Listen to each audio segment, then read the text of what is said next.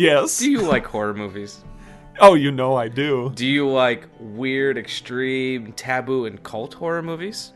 Of course. They're my favorite kind. Well, I've got some news for you, because MVD Entertainment Group and the popular Rue Morgue magazine have teamed up to launch the Midnight Movie Society. What? Yeah. They are a curated subscription video on demand service specializing in extreme underground, taboo, and cult horror movies. Now, genre fans can gain access to a film library of shocking underground, outrageous gore, creature features, cult classics, and much more.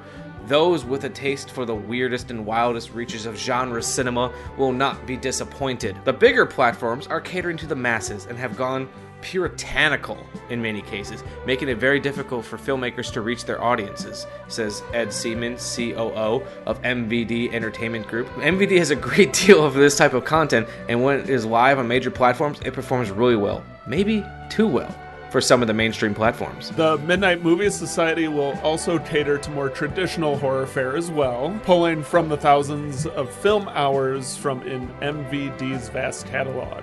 In addition, Rue Morgue will also be finding and curating fresh and unusual content for the service. Adriana Gober, director of programming, says as larger streaming platforms continue to crack down on content, there's an urgent need to create a space for boundary-pushing films unencumbered by strangling content restrictions. That, I don't know why that word was so hard for me to say. Strangling, especially given the content.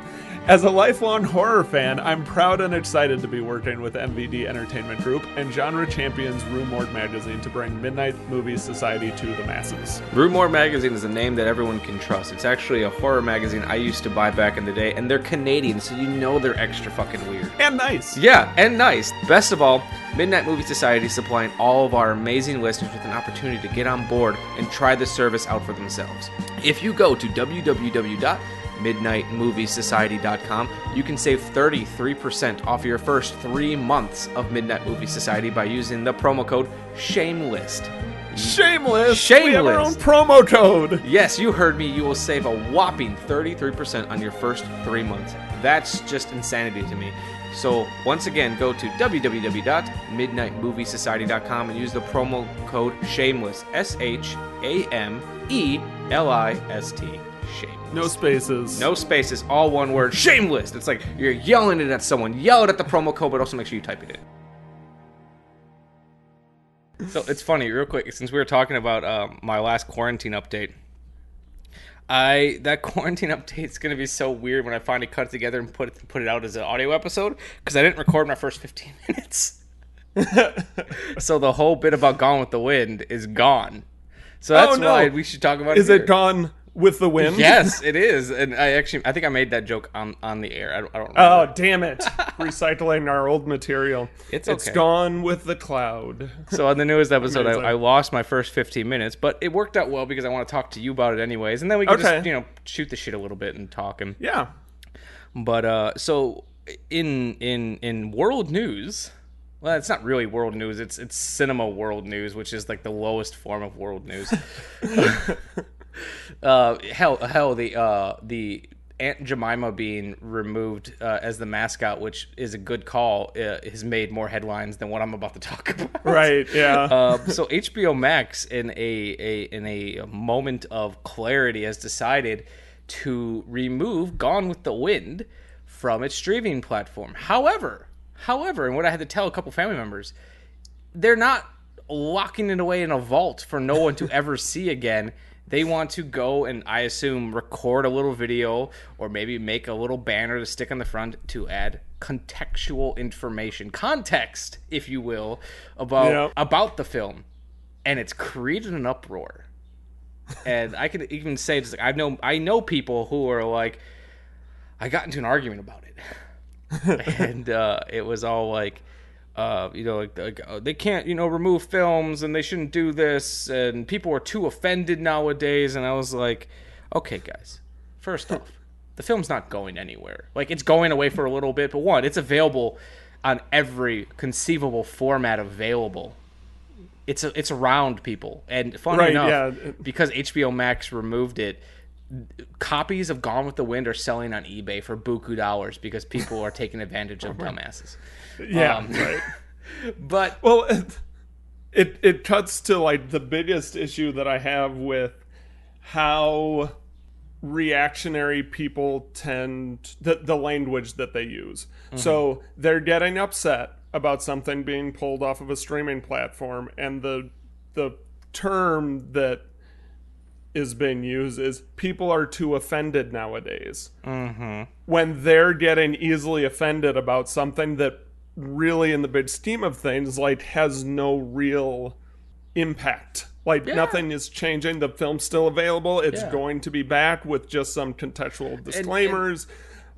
But they're getting bent out of shape and saying people get too bent out of shape. Yeah, and it's funny. Like I was arguing, and funny enough, I was defending Gone with the Wind throughout all this and saying no one wants to lock. Well, I'm sure someone does, but no one's goal here is to lock it away. Actually, one of the guys who was the big advocate for this, who was a Wisconsin native, was the gentleman who wrote 12 Years a Slave, who pretty much says, it's like, he's like, I just think that I think people should see this film because it is important, but they need to know why it was made.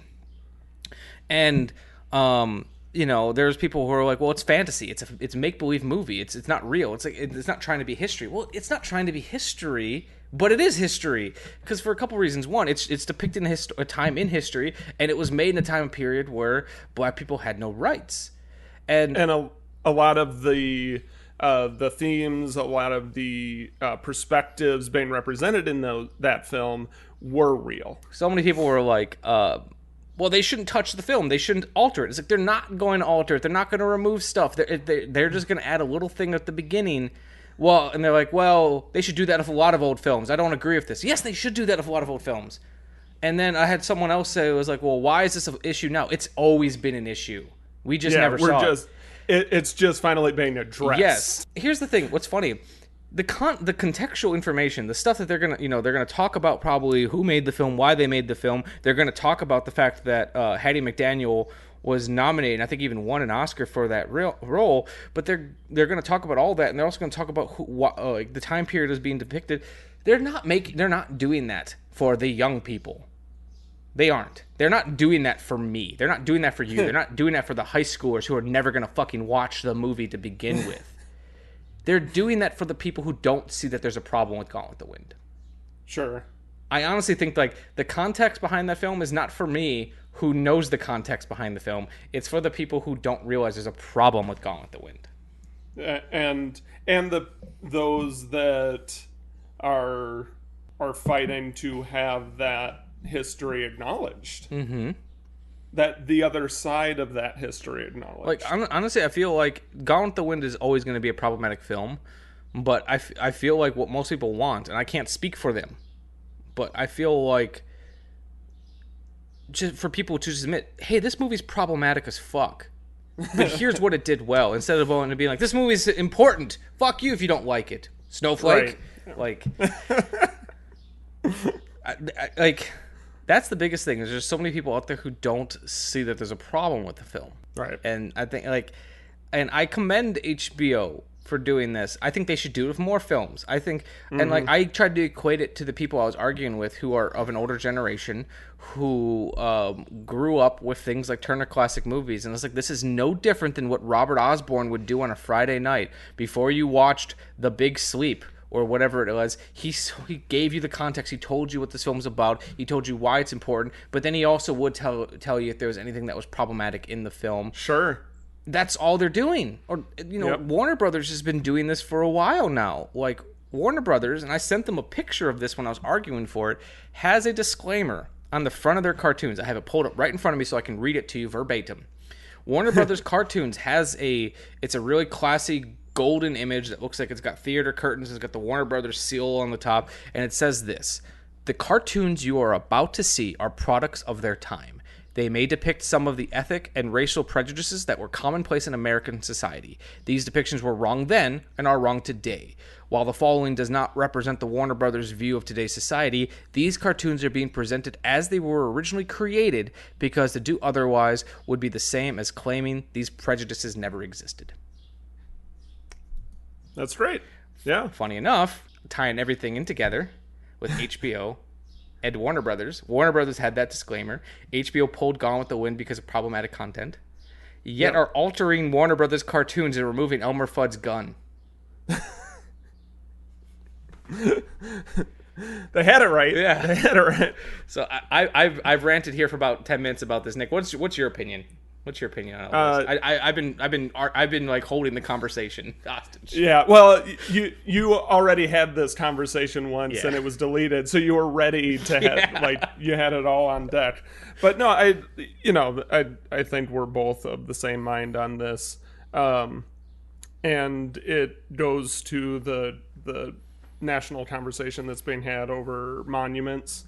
Actually, the town that I work in has a monument on the courthouse lawn. Of who? It's called the Talbot Boys statue. Okay. And it has lists of all of the... Now, where I'm at in Maryland is right on the Mason-Dixon line. So we had both sides fighting in this area. You know, we're not deep south. We're not in Yankee territory. We're right on the line. Our courthouse lawn has 2 statues. One is of Frederick Douglass and was placed recently, like I want to say about 5-6 years ago. The other one has been there for, I don't know when it was erected, but it's been decades and decades and decades.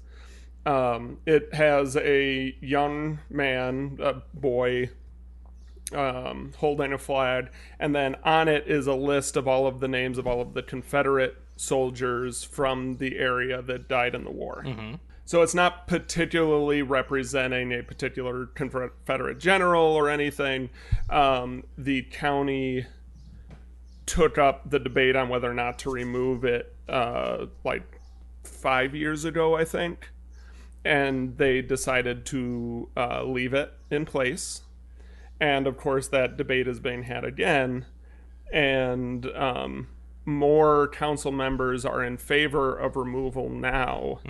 Though I don't know in what way. If it's to move it to another location, adding a contextual plaque, putting it in a museum, removing it altogether, I don't know.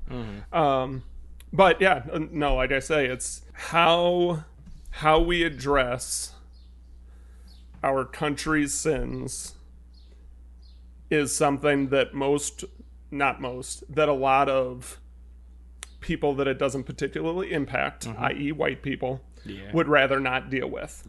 Right? It's like if we talk about it, then we have to talk about how, about those problems, and you don't feel that stress as a white person when it's not being talked about. So when it is, and you start to feel that stress, it's like, oh, that's icky. Why can't we just leave history alone? Why can't, and that's where you get a lot of those. Somebody on my, again, I'll, just like you, I'll keep names out of it. Redact the names, There's lots of posts that I see on social media that I'm like, you're too far gone. Like, you're too far on the other side. I'm not even going to engage with it. There's no getting through to that kind of mentality. But then I saw somebody post, and it was one of those, like, just ones that they copy and pasted. So it's not their exact thoughts, but they related to it enough to share it. That started out with, I'm not going to apologize for being white. And it stuck with me in a way that a lot of these right-wing defenses don't. Because a lot of them, I'm like, well, you're just wrong.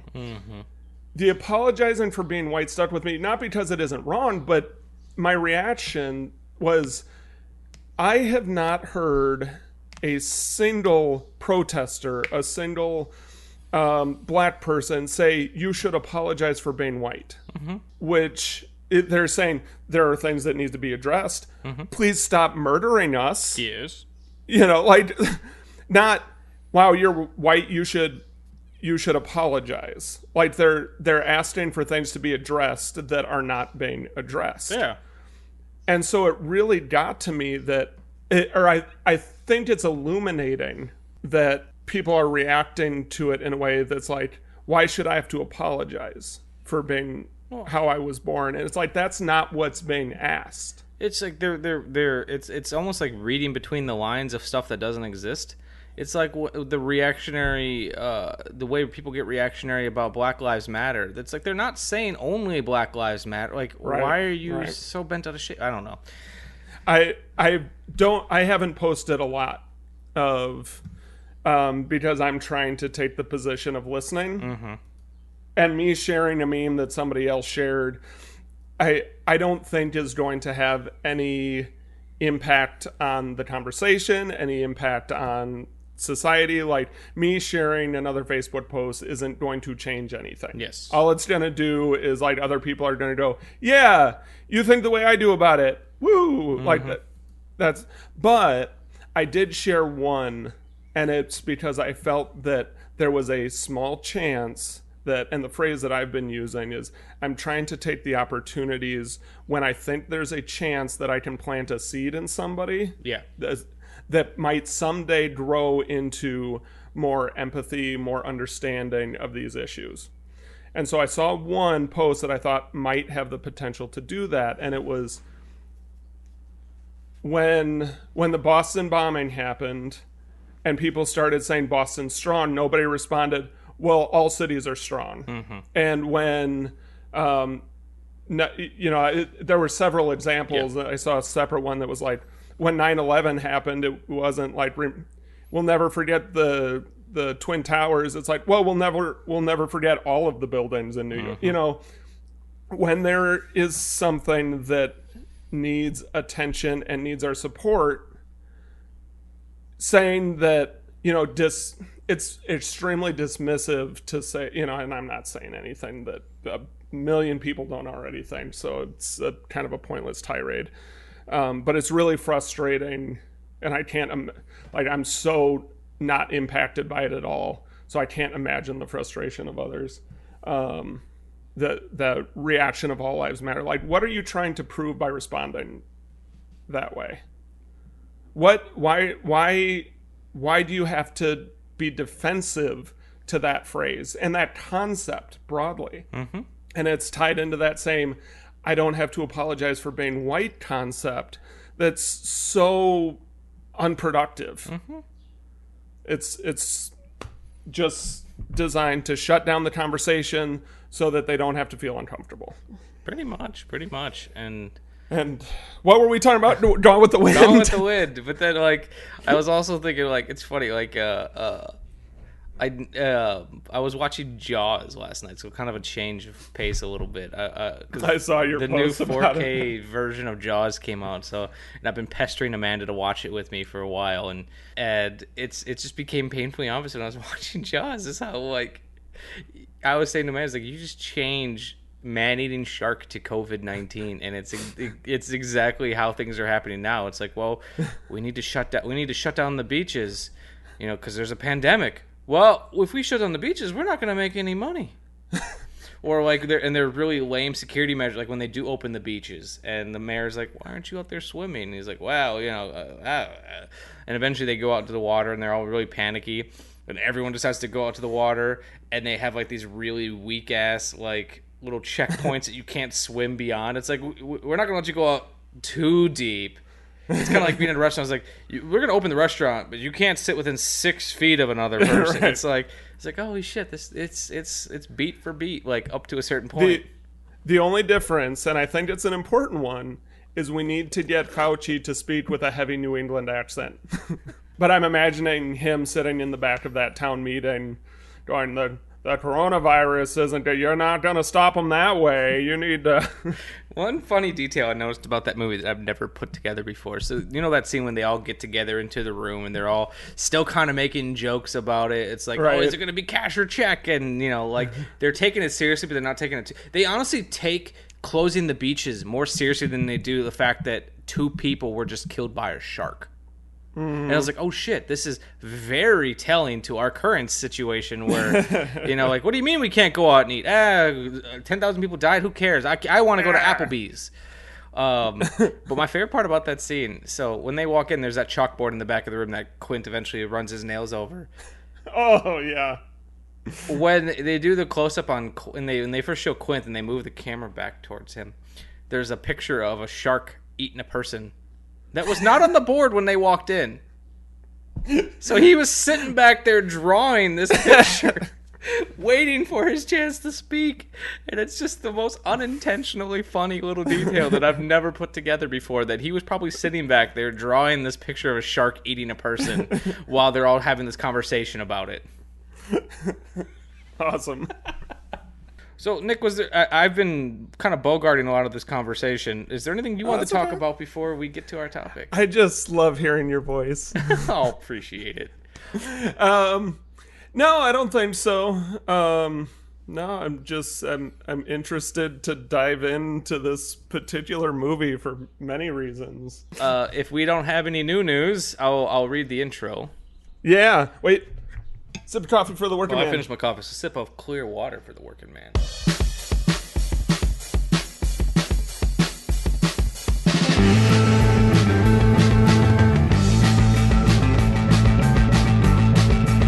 Warning! This movie podcast actually discusses movies. Be aware that it may discuss any of the following elements: endings, surprise twists, unexpected cameos, and all manner of spoilers. If this doesn't appeal to you, why listen to a movie podcast? Without further ado, please enjoy our feature presentation, The Shameless Picture Show.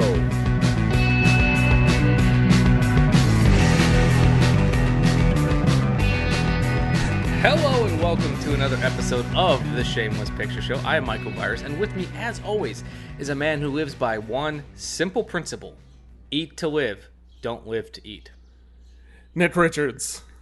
On today's episode of The Shameless Picture Show, we'll be discussing, well, a lot of things, like we just discussed Gone with the Wind and Jaws and a whole bunch of other things, but we'll be discussing a film I legitimately never even heard of until you brought it up one time, Nick. Antonia Bird's gothic black comedy western, Ravenous. Set during the Mexican-American War, 2nd Lieutenant John Boyd is being awarded a promotion for an act of bravery that allowed the American soldiers to secure a Mexican base. Issue is, his act of bravery came right after an immense act of cowardice, where Boyd hid in a cart of dead bodies, hoping to not be discovered. So, as punishment, Boyd is sent to a snowy camp hidden within the Sierra Nevada mountain range to look over a motley group of soldiers. While up there, Boyd befriends Colonel Hart and finds a man nearly frozen wandering around in the snowy mountains. The man tells the story of how a colonel named Ives promised them a shorter route through the snowy landscape, but instead they got trapped for 3 months and had to resort to cannibalism. The frozen man, only known as, I think it was Calhoun? Calhoun, I believe, it's spelt weird though, is one of the only surviving members of the party and urges the soldiers to help his crew. Ravenous was an unusual hybrid film that mixed cannibalism, satire, comedy, horror, and Old West tropes, all mixed together in a meaty stew. While critics were torn on the film, thank you. While critics were torn on the film, the ones who liked the film championed Antonia Bird's unique voice and how seamlessly she mixed all these contradictory tones. However, the critics who didn't like the film usually disliked it for the exact reasons other critics loved it. It was bold, which made it uncomfortable for some. The film struggled to find an audience and sadly did not do well at the box office. Antonia Bird had a rather illustrious career in her home country of England and won many awards for her television work and smaller independent film work. Ravenous is also noteworthy as it's the first produced screenplay by Ted Griffin, who would go on to write the Ocean's 11 remake, Matchstick Men, and would help produce Martin Scorsese's Wolf of Wall Street. The phenomenal score was a dual credit to famed English ambient music composer Michael Nyman and Damon Albarn of Blur and the Gorillaz. It would also be a crime not to mention the beautiful cinematography by Anthony Barry Richmond, who photographed films like The Sandlot, Legally Blonde, Alvin and the Chipmunks, The Squeakquel, but then also early in his career did Don't Look Now, The Man Who Fell to Earth, and Candyman. What a weird fucking career. I think he also did like one of the Big Mama's House. Like you look at his career, like the first half is all dark, ominous, experimental art film, and the other half is very big, like family comedies and shit. It's very strange. That sounds like a man who just loves the work. Yeah. The film stars Guy Pearce, Neil McDonough, David Arquette, that piece of shit Jeffrey Jones, and Robert Carlyle at his most sinister. So let's play the trailer. The trailer. I'm sending you to California, Fort Spencer. We have 4 missing soldiers, Captain, and no bodies. We need a supportable explanation.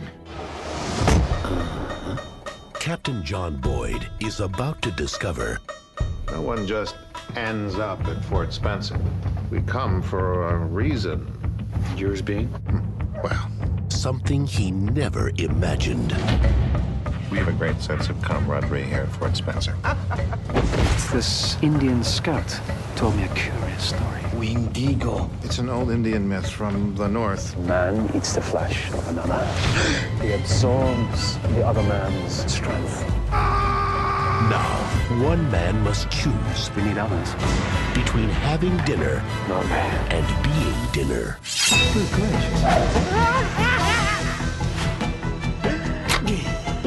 That's so annoying. Stew a la Major Knox. Guy Pearce, I'm gonna kill him. Robert Carlyle, He was tough, but then a good soldier ought to be. Jeffrey Jones, I bring you into the fold. What's wrong? David Arquette, There's no guilt. I gotta eat. But it's tough making friends. Eat to live. Don't live to eat.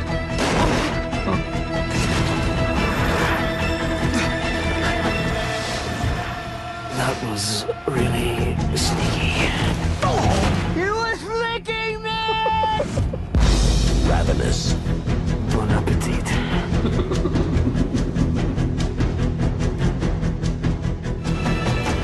Wow. Yeah, I went down a rabbit hole of that cinematographer's work, and it was like, what? Yeah. And he's done so much stuff, and it's all so weird. Like on IMDb, his credits are broken up into two, and it's almost like two very different career choices. Right. Yeah. Like What, how did the guy what who happened in the middle of that? Yeah, like how did the guy who shot Don't Look Now and Candyman go on to shoot Candyman was so good. Dumb and Dumber When Harry Met Lloyd and Dirty Dancing Havana Nights?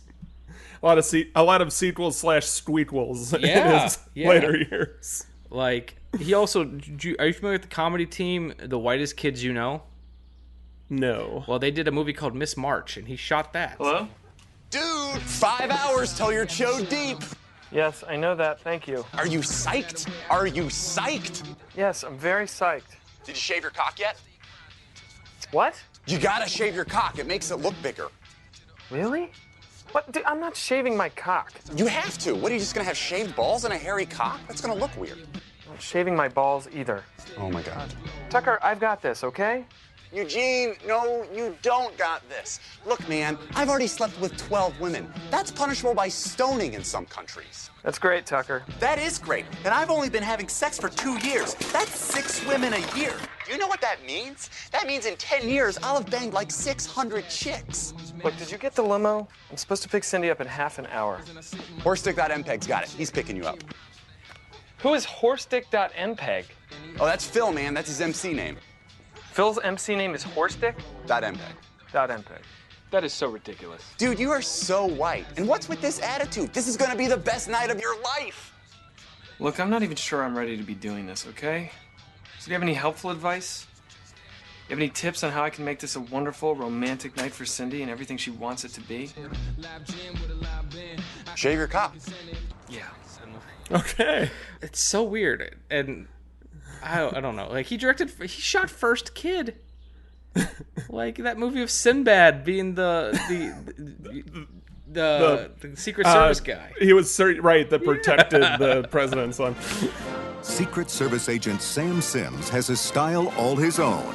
Sams, what is that? This is a black tie affair. I know, sir, and I got it covered. I'm black, and I'm wearing a tie. But now he's facing his most dangerous assignment, protecting himself from the president's son. Definitely the most powerful kid in the universe. He's just a kid. How bad can it be? So, you like snakes? Oh, it bit me! Guarding America's first kid Unlock the door. can be the world's worst job. How many times has Mr. Sims been left back? But being the first kid The school dance is Friday. Do you want to come? is even tougher. Do you think you're better than everyone? I can't allow you off the grounds. What are you doing down here? I don't have any friends. You can't keep that kid locked up in his room. I can't dance. Madden? I said I can't dance.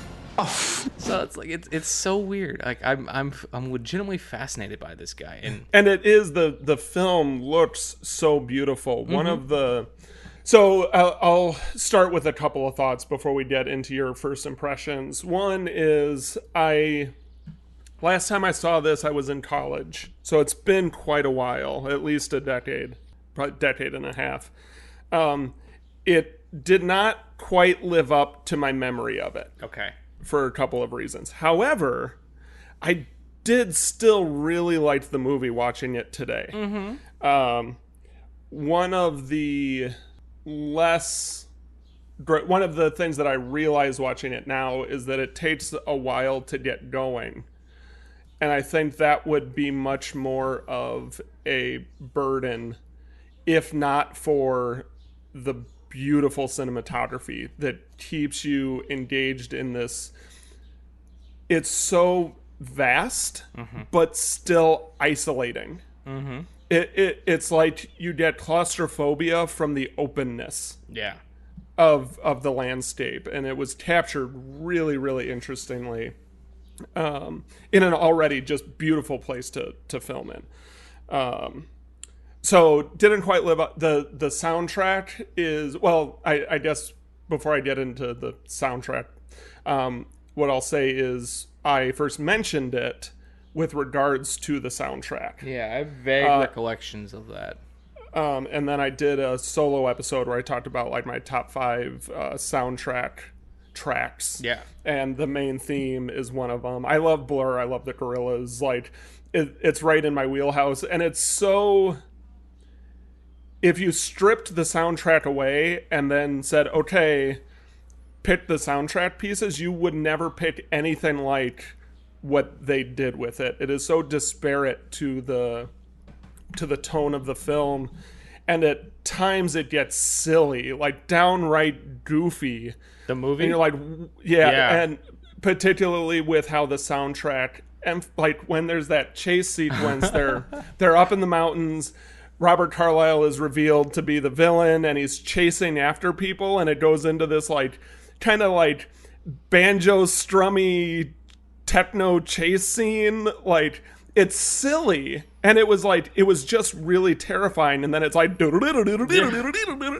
you're like, what the hell? Just like it's so goofy. Honestly, the music in that scene reminded me of the episode of The Simpsons where Homer and Grandpa created their own like sex drug. And they're going around grifting people. Oh my God! Yes, and they're being chased out of town because they realized that they were grifting them. You're the worst Jill I've ever seen. You're a disgrace to the medicine show business. They didn't start chasing us until you turned on that getaway music. Like I just kept thinking, it's like, man, if they'd stop playing at that chase. If they'd stop playing that chase music, they'd be fine. They'd be fine. But like, despite how unexpected and silly it was, like, it kind of worked for me. Yeah. In this way that, like, I think if the soundtrack wasn't so bold, if it didn't take it in such severe directions, I think this would be more of a middle-of-the-road movie for me. Yeah, and honestly, I completely agree with you. Like, I think... So, I kept... Not in terms of subject matter, or even the way it... Maybe a little bit the way it looks. I just kept thinking of the movie Midsommar, if you've seen that yet. No, I want to. It sounds really good. Because... The reason I kept thinking of that movie is because the tonal shifts in both of these films are just so extreme, in a good way. Where you'll be laughing one moment but then like really tense the next, because like that was the thing that I got so much out of Ravenous, was how tense it was and how the music kind of played into it. And actually like you said, without the music, for good, mostly good or bad, if they would have done a more generic score, I think it would have made the movie even sillier. I feel like the composers were watching the movie and were playing into what they were, by the fact of them playing kind of more silly music when silly things were happening, for me worked better than like, well, this is a silly scene. Let's try to fix it with music, and it would have made it fucking weird.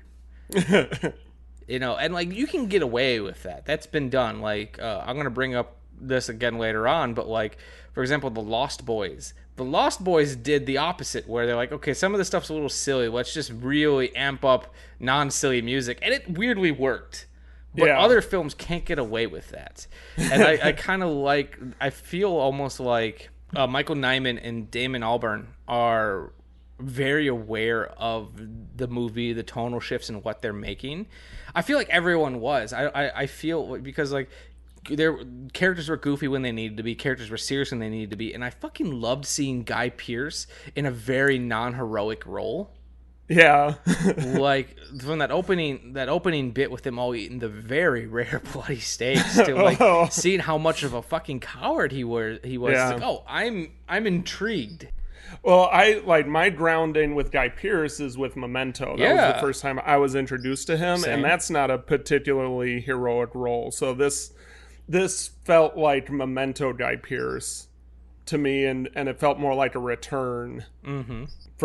In terms of his performance for me. I completely agree. Like it's a very interesting role that I feel like a lot of other actors wouldn't have taken. Like, because Guy Pearce was at the time, I would say, he was kind of like an indie leading man, meaning that he never quite got on the level of, say, like a Matt Damon or a Brad Pitt type, where he was helming these big movies, because he always chose really strange films to be in, or some, not always strange films, but he chose smaller, sometimes more weird films to be in, and he was kind of a leading man of those, and he, I feel like he kind of like was always right on the edge of breaking through and never quite did. Like, I don't feel like, going back to Matt Damon, Brad Pitt, Leo DiCaprio, a lot of those big leading men types around the same time, I don't think, or Ethan Hawke, like he was I would say like a step up, he was kind of in the same place as Guy Pearce, but a little bit higher up. I don't think any of those guys would have taken this role. I feel like Brad Pitt would take this role now, Leo DiCaprio would take this role now, but they wouldn't have at that point in their career. And I find him to be a very fascinating actor for that reason. Like, and funny enough, looking at him in this film, I don't even know if I necessarily think he's a likable character, just so much as he's an interesting character. Yeah, and I'll say, I think your description of Guy Pearce's place in his career compared to others, I think, and this is going to sound particularly critical coming from me, who's usually about the praise, like, I don't think he's as good of an actor as any of the rest of them. Like, I think he hit the pinnacle of the roles that he's capable of playing. Mm-hmm. And I could be wrong. You know, you say that about some people, and then they take on this role that you wouldn't expect, and they knock it out of the park, and you're like, holy shit, that guy can act, or that woman can act. Exactly. And I should mention, he's not a bad actor. Yeah, he's won more awards than I ever could for acting. Sure. But I think he was outacted in this film. Oh, 100%. Like, by all the people around him. I hate Jeffrey Jones with every bone in my body because he's a piece of shit. Okay, I don't know anything about Well, I'll talk about that in a second. I giggled when you said that. I'm not familiar with it. Well, Thi'll talk about that in a second. I think Jeffrey Jones is a piece of shit, but like he was acting kind of circles around. Right. Same thing with Robert Carlyle, who never really had a big career. Like, I'm looking at his stuff. Trainspotting 2. I like the Full Monty. I saw that movie way younger than I should have. Was he in The Usual Suspects? I don't believe so. He was in some of the big films he was in. He was in the Full Monty. He was in Trainspotting. The World Is Not Enough. He was in The Beach, which I actually really like that film. And then 28 weeks later, and then just a bunch of small stuff. And like, he is so good in this film. Fort Spencer, California. Western Sierra Nevadas.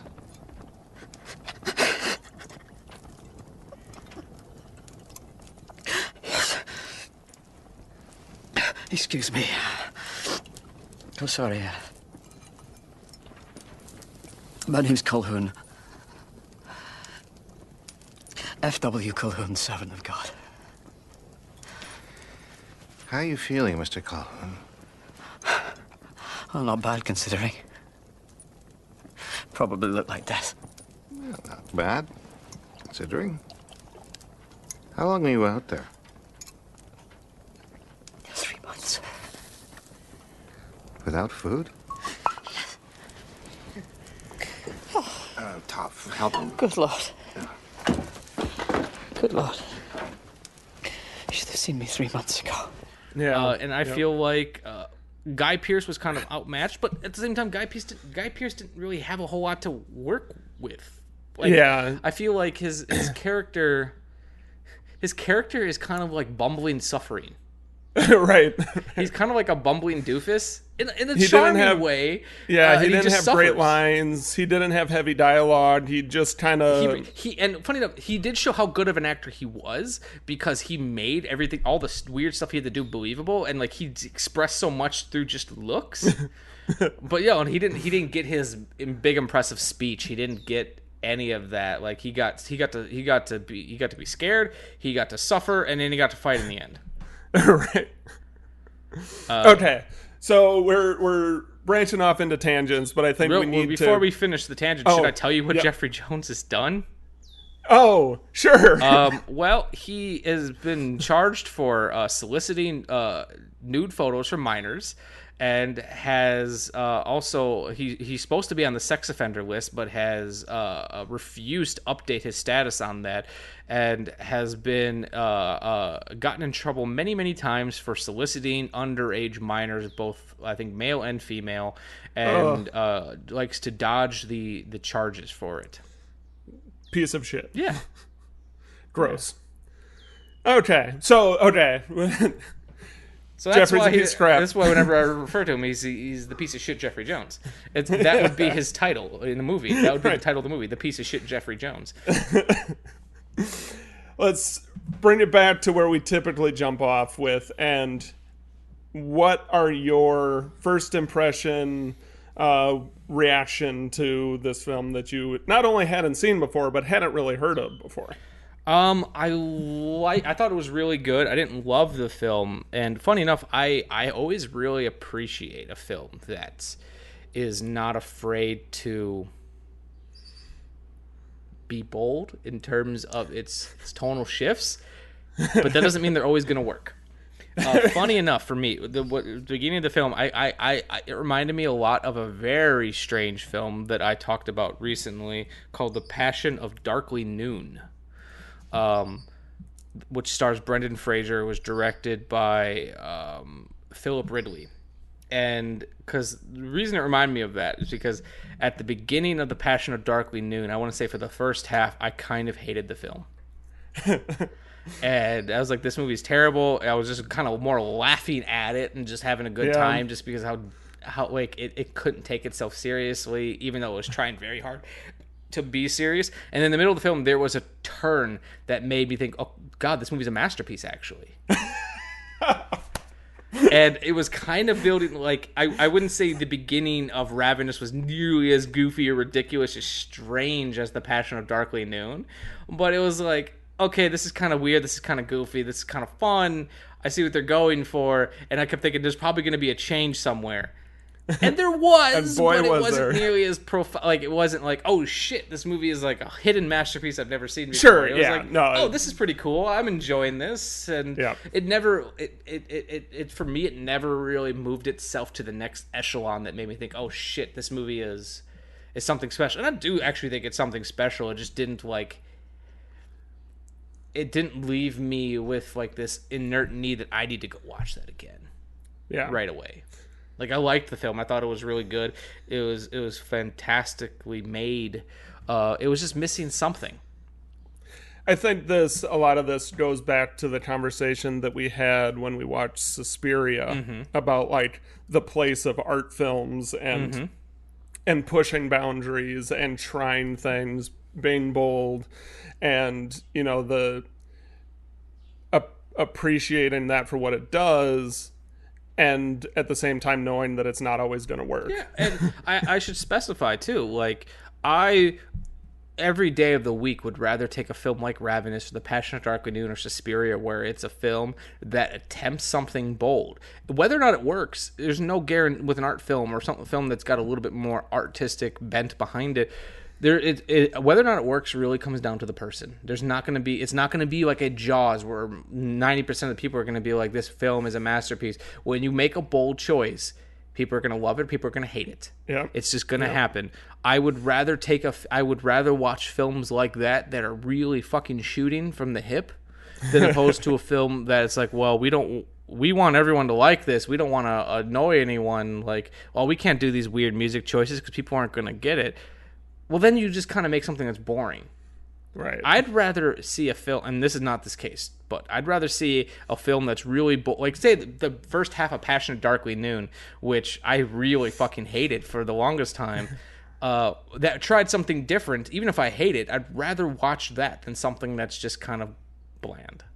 Yeah, and there's, you know, a conversation here to be had about, like, your preference for an underproduced film versus an overproduced film. Yeah. You know, and it's certainly a spectrum, and there gets to be a point on either side where it doesn't work, certainly, but I tend to prefer things that are a little underproduced, that aren't quite as filtered. Yeah. By 15 layers of, well, let's not do this, let's make sure we include this kind of when you get too many cooks in the kitchen, it distills it down to something, and at times that can take a lot of interesting life out of something. And I'm the complete same way. Like, I'd rather, film is a collaborative art. There's always going to be various cooks in the kitchen, but say something like Ravenous, all the cooks, they are trying to accompany the dish that the head chef is trying to make. It's not like a Marvel film where they're like, well, we like this steak, but we think it'd be better if you did this, and maybe we should have this side instead, and they're trying to take the life out of it. Yeah. I remember saying one time to my good friend Kyle, who's been on the show a couple times, that when watching a film, I'd rather honestly hate a film than feel nothing about a film. Sure, yeah. I'd rather watch something and be like, I hated that film. And it doesn't happen often. But, like, for me to be like, it was a movie, I saw it. That, to me, is just, I don't care. Right. I don't know. The worst creative sin is to be forgettable. Yeah. Yeah, like I guess when I go see a movie, there's a podcaster and film professor that I like quite a bit. His name is Elric Kane. He hosts a show called Pure Cinema, and he also does another show called Shockwaves. And he often says, and I've kind of attributed this to my own, how I feel about things too. He said, I'd rather, God, how did he word it? When I go see a movie, I want to feel something, anything, good, bad. I want to feel something. And he said that's honestly what he looks for in a film is, and he's very similar to me, is like, if there's one good scene, the film wasn't a waste of time. And that's kind of how I attribute myself to. I want to feel something, even if that something is bad. Like, I saw a movie a year or two ago called Hellfest that I really hated, but I left fired up because of how much I hated the film. Right. As opposed to, like, a movie like there's a Gerard Butler film called, like, The Bodyguard or some shit like that, or like The Bounty Hunter, where it's a romantic comedy, and it's like I left feeling like I guess it was a movie. Like, right. I don't know. We're going again tangential, but like leading it back to everything we were talking about. I appreciate the weirdness of Ravenous because there's a couple different ways you could have taken this film. You could have taken it more on the horror side. You could have taken it on the comedy side. You could have taken it on the Western side, and instead they're like, no, let's do all of these things. And that's very. Also, like, just looking at the cast, Neil McDonough, who is another he's a really interesting character actor who never really kind of got his due, if that makes sense. Was he the drunk? He was the blonde-haired guy who was shirtless in. Oh yeah, the super intense. Yeah, I think the issue with that character, I think it had the potential to be a great role. It was just a little bit too two-dimensional. Like, it just needed a little bit more depth. Yeah, and that character would have been much. Yeah, much. And then, like, that piece of shit Jeffrey Jones, you have him, and he's a very strong character actor. but you like, and then you put David Arquette in there playing a drug addict. It's like you have all these weird, strange characters all mixed together, and like no one really feels like a. You struggle to figure out like what they're going for, and I weirdly like that. I like being kind of lost. It kind of feels like you're in the hands of a mad person. It's like what are you trying to show me? And like like most movies, like you start off the film and you see like some act of heroicness from your lead character, and you get that, but then you see how much of a coward he was hiding amongst the dead bodies. I'm like, oh, yeah, this is interesting, and yeah, I don't know. I found it really interesting. I would say, for me, trying to bring back this term that we stopped using for a while, that was kind of like my thrill house moment, was with seeing him hiding amongst the dead. It was really early on, but like when I saw that character trait, I'm like, oh, that's interesting. Yeah. What else? And that also gave him that first taste of human blood. Yep. Which I didn't connect back until later on in the film, and I was like, oh shit, that's interesting. That's why he'd been feeling out of sorts. He wasn't getting that thing that he was now addicted to. Yeah, I totally lost my train of thought. But I will say, before you get back to your notes, so if that was my thrill house moment, I would say my opposite thrill house moment, like where the film kind of started to lose me, was when Robert Carlyle came back as Colonel Ives, and was like, well, there's no, it's weird because like we know he's bad. And, like, yeah, that builds tension. But I feel like there was never any doubt that he wasn't evil. You know what I mean? Yeah. I don't know. Like, it lost me a little bit there. And then there is a little bit that Amanda wanted me to bring up to you on this podcast, too, because she's watching it with me that really annoyed her. So, near the beginning, when they meet Carlisle, when he's pretending to be Calhoun. Yeah. And he's like, well, I've been out here for 3 months. And he claims that they ate an ox and, like, what is it? 2 ox. They ate 2 oxen, 4 horses, his dog, and then that only lasted them a month. That frustrated the fuck out of Amanda and their house guest Emma. They're like, wait a second. We had to pause the movie so they can go do research. Yeah. A cow, which is only a little bit smaller than an ox, assuming that each person eats 1 to 2 pounds a day, would last an average of 1 month to 1.5 months. With all the food that they ate, they could have lasted the entire winter. Yeah. I don't think it's enough to... I think what they're saying is right. I think their concern is right. What I will throw into the mix just to help pull it back and excuse it a little bit is that that's probably assuming proper butchering. That's fair. There's a lot of meat lost when you don't know what the hell you're doing. That's fair. So and then obviously food preservation isn't as much of an issue because like the whole outside. Yeah, I also took it too as that like he didn't quite have his story completely planned when he said that. Right. But I think it would have been great if just one character had been like, that's a lot of food. Like, just to kind of, like, add some, like... Because for me, the entire time, I was like, oh, I don't trust this guy because that doesn't seem believable. I feel like one character should have been like 2 oxen and 4 horse? Really? It would have then not been, like, a plot hole and instead would have been, like, an intentional adding to what they were already trying to do with the story. Yeah, but she requested... I mentioned it. She said that 2 oxen alone would have lasted the winter. Right. Yeah. Yep. So she. I want to say, to the best of my recollection, I think Raina made a similar comment. Well, they are very similar. We are learning. Yes. But no, I had to because I told her I would. I had to make sure I brought that up. Oh, one thing that I wanted to. It was interesting your comparison to the Lost Boys because. This movie plays out exactly like a vampire film. Exactly. But without any vampires. Like they took the vampire story template and just like swapped them out for like Donner Party 18th century or 19th century cannibals, and like I kind of dug it, but what bugged me a little bit, since they were promising like Wendigo at the beginning of the film, the fact that we didn't like we didn't really get a Wendigo type film, we got more of a vampire film. It kind of bugged me a little bit. But both the Lost Boys and this film play out in a very similar way of kind of like this indoctrination into the world, and then using your newfound powers to fight back against it. Because like their big fight at the end just felt like the final scene of the Lost Boys. Yes. Yep.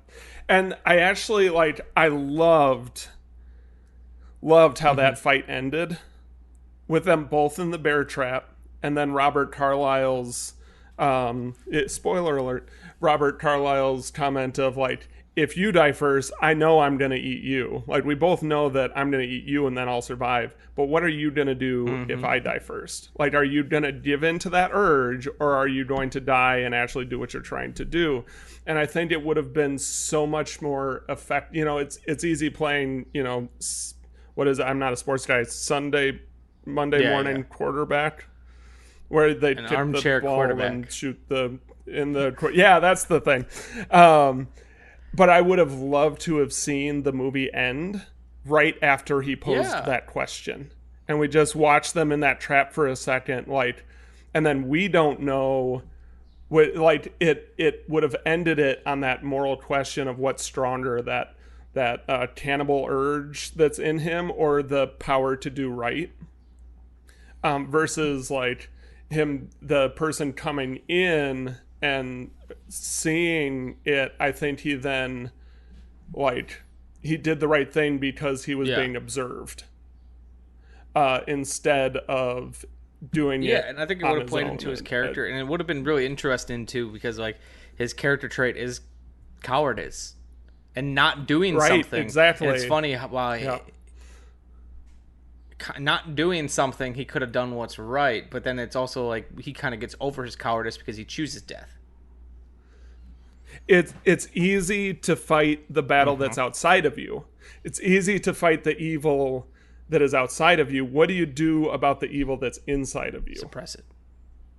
And I think that's what that final scene was, and I think it could have been stronger. I completely agree. It's like, I feel like I barely remember how the movie ended, because I just don't feel like it had that. It wasn't as strong as the way the movie began, and I completely agree. And this is such an interesting film because it's a very mixed bag, and it's kind of crazy to think that this got a theatrical release. It didn't do very well, but it's interesting that a film like this got any attention. Yeah. Back to the vampire thing. Something that I noticed in that final fight is that Guy Pearce used as weapons both a silver dagger against Robert Carlyle and it was huge and oversized because it was like a timber, but a sharpened wooden stake that I found thematically appropriate for a film that was either inspired by or heavily, comparative to a vampire film. Yeah. That those little like silver daggers and wooden stakes were being used against the and like cannibal. I try not to like try to say, I would have done this differently, because I don't like doing that, because I think the whole cannibalism myth, I think it was the vampiric tones of it where is a smart way to go.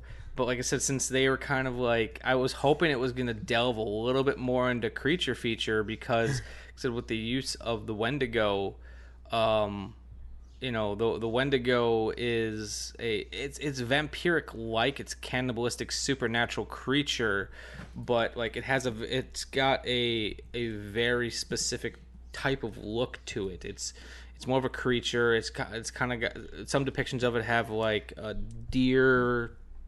What do they call antlers with a bone face. I guess I was hoping for a little bit more of that, instead of just like, they look exactly the same, they just got blood on their face. Like, even just like a slight change in feature, like I guess with the inclusion of that, I just started feeling like, this could be a really interesting creature feature. And Like, no, It didn't go vampires that are. way. I think vampires can be cool, but they've been done. I think this is a more interesting take on it. Don't get me wrong, but like even the Lost Boys, for example, had their vampires look different. They weren't just your normal pretty face. You know. Yeah. Like Robert Carlyle's beautiful pretty exactly, face. And his very perfectly manicured facial hair. out in the wilderness for 3 months. This film does have, in my opinion, the single best death line ever. When somebody receives the death blow, and Robert Carlyle, when that bear trap snaps down on him, the best death line ever. That was really sneaky. I forgot about that. How did I forget that line? It's so good. He's like, you got me. You're good, you. It was so good. And that was, of course, the precursor to the conversation about, like, I know we know I'll eat you if you die first. But so what else is on your notes, Nick? Because like I said, I didn't really have any, so I'm kind of using you as my projective point. And I would say one thing I will say real quick is all the acting in this film is we kind of talked about it anyways, but I thought it was really great. And like some of the actors I wish would have had just a little bit more to do, like Jeremy Davis, David Arquette. Jeremy Davis, who plays like the religious character. He's great in everything. Oh yeah. Oh, I love his mannerisms in this film. Like everything I've seen really that guy in. When Robert Carlyle licks him, him reacting to that. You fucking licked me. Everything that guy is in, he's just phenomenal. And I just like every time I see him and like he doesn't really have a whole lot to do, is like, man, just give that guy something just a little bit, because like he has just this especially at this point in his career. Let's see where he was in his career when he made this. So he's a couple films in. He had done Saving Private Ryan and Twister and a couple other things. Like he's just got so much untapped potential that like I kind of just wish he could have been a little bit more of the film. Yeah. Yep. And he did, like, I loved he was very soft spoken, but then made up for that with big expression. Like he reacted to things bigger, like when Robert Carlyle's character Calhoun gives him that last the right rhyme for that religious song he's trying to write, and he's like, big eyes, like, that's like he didn't have to say anything because his face said it all. You could feel him responding to that. He's such a good actor. Like, I've seen him in a lot of stuff. Like he was also in Justified, and I loved his character in that. Even though he usually plays bad guy, he is such a good actor. He could have played Guy Pearce's character and done it well. He could have done. He could have done Calhoun and Ives, and I think as good as Robert Carlyle was, I think this guy could have given him a run for his money. He could have played Neil McDonough's character. I feel like he could have. He could have played so many different characters and done them very well. Yeah, like if you've not gotten a chance to see Justified, he's fantastic in that show. I have not. That's the TV show with Timothy Olyphant, right? He was also in Lost. Yeah. He had a role in Lost and a role in Hannibal. Okay. And I don't remember really much about who he was in Lost. I think he tied into like the last couple seasons, like some important figure. Okay. I watched it all, but I can't place the role. He is, like I said, he's phenomenal in Justified. And like I said, in this film, Ravenous, you're only getting a little bit of him, and you can just if I'm remembering correctly, I believe his character in Justified he's obviously a criminal, but it's been a couple years since I've watched it. I have a feeling like he was a cult like leader in the backwoods. Okay, I could be remembering wrong, but you know. I had to give some love to Jeremy Davis because I just don't feel like everything that I read about this film. They're either talking about Guy Pearce, they're talking about Robert Carlyle. No one's really talking about him. Right. Yeah. And they, the ensemble that they put together, I think, played off of each other really well and created a tone that is probably a lot of why this movie stuck. And actually, with one me. thing I'd love to see happen, in a world where they're making mini-series based on movies, and they usually do like more successful films, I would love to see this reimagined as a maybe like an 8-part mini-series, and really kind of take its time, give us time to know these characters, and like that's what I'd like to see more of this film, surprisingly. And like I feel like if they had a little bit more time to really build it up and spend some more time with them, and I would personally bring a little bit more of the Wendigo legend into it as opposed to straight vampires. I feel like it could be a really interesting show. Yeah, and I'd actually go the opposite way than you. Is I would pull the Wendigo part out entirely. Like I felt like it was tacked on, a little racially problematic. I think there was that like native mysticism stuff that doesn't play well today. But I guess I'd play up the cannibal element and not try and tie in. My that way other of piece. viewing it is it felt appropriate for the like. I feel like if this was a contemporary film, I would feel that way, but it felt appropriate for the time period it was depicting. Sure, yeah. But I can see where you're coming with that. Yeah. I think that's the majority of my notes. The other thing that I have notes on that I don't... first off, my second note is that the titles, the opening titles, suck. I don't remember exactly what they looked like, but I remember not liking them. The font that they used was bad, and the way that they animated was so like it was not right for really this cheap. movie. I also really hate every poster for this film. Just do a I quick haven't Google looked them search up. of They have Ravenous movie posters, and they all suck. They all look like direct to DVD. Like, all you need to do is get a really beautiful shot of that like open mountain landscape with like maybe a small figure in silhouette on some like snow-covered hill, and you've got it. A lot of the posters all make it look like cheap horror films. Very poor early days of Photoshop, where there's usually like a knife, Guy Pearce's face. Some of them have.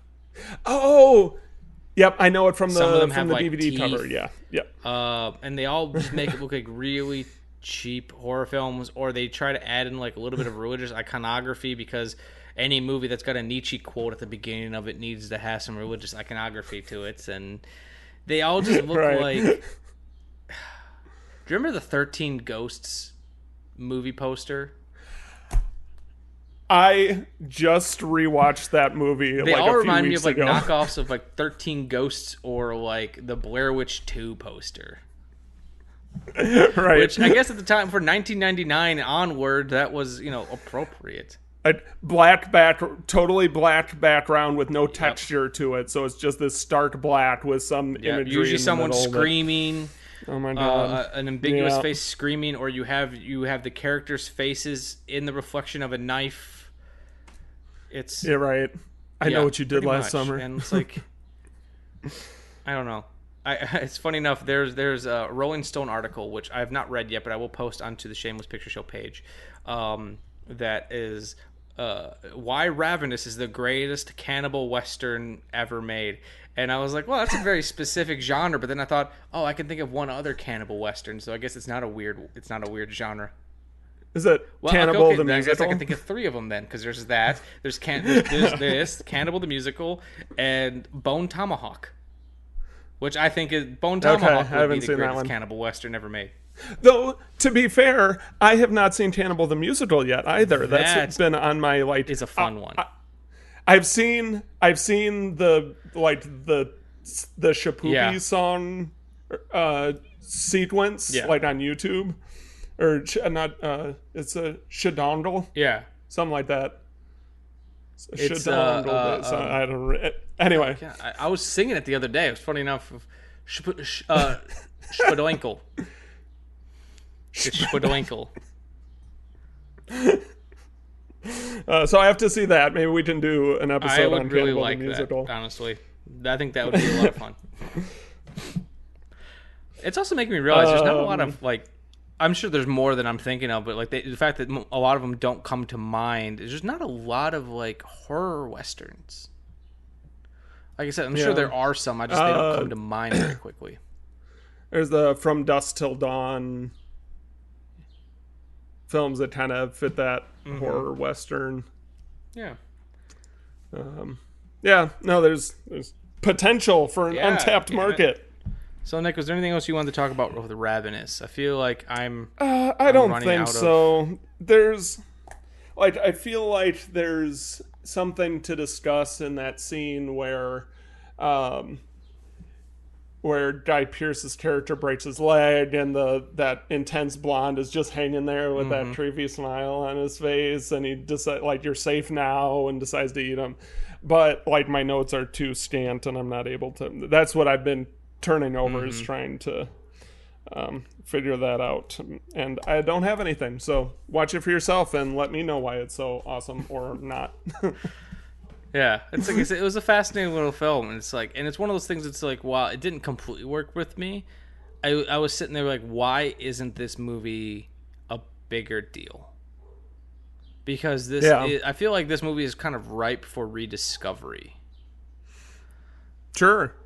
And I've said it before. I'll say it I said it at the beginning of this. I'm going to say it again. Yes. The soundtrack, though. Yeah, like, I want to go out and buy that soundtrack now.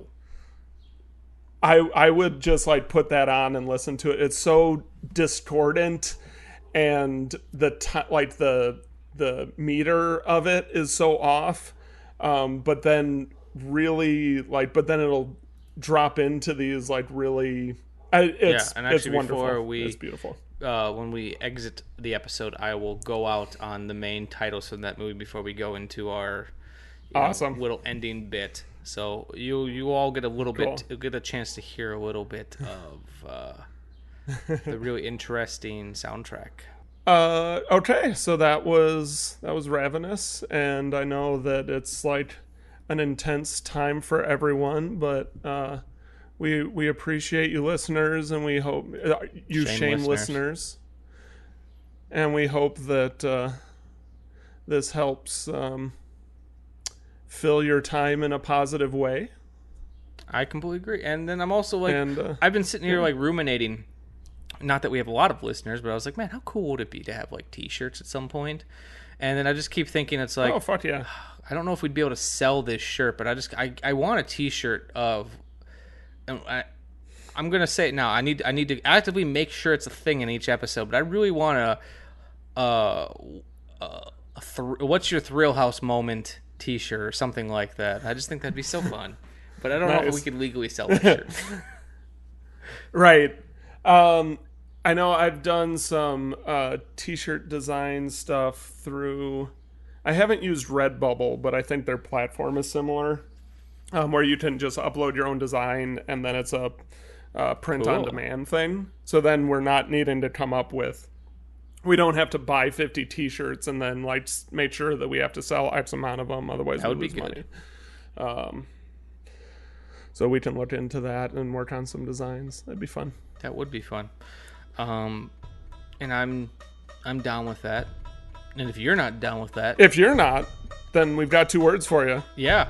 What are those 2 words, Nick? Watch movies. Hey, we did it.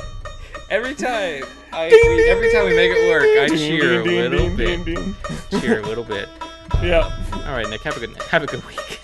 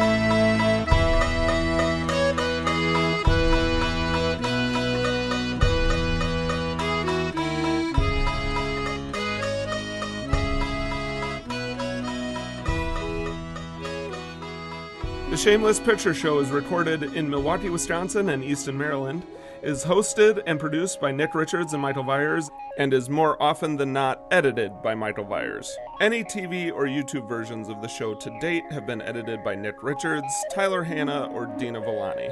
Our opening theme music was written especially for us by The Directionals, with narration from Zach McLean. The end credit music you're enjoying at the moment was generously provided by my friends in the band 10 Speed, and our new kick-ass logo was designed by Amanda Viers. A special thank you to all of our Patreon supporters and to our generous sponsors at Mill Creek Entertainment and Vinegar Syndrome. We are on Spotify, Stitcher Radio, iTunes, Google Play, and Libsyn. You can find links to all these tremendous folks, as well as the show, in the description below. Make sure to rate, review, and subscribe.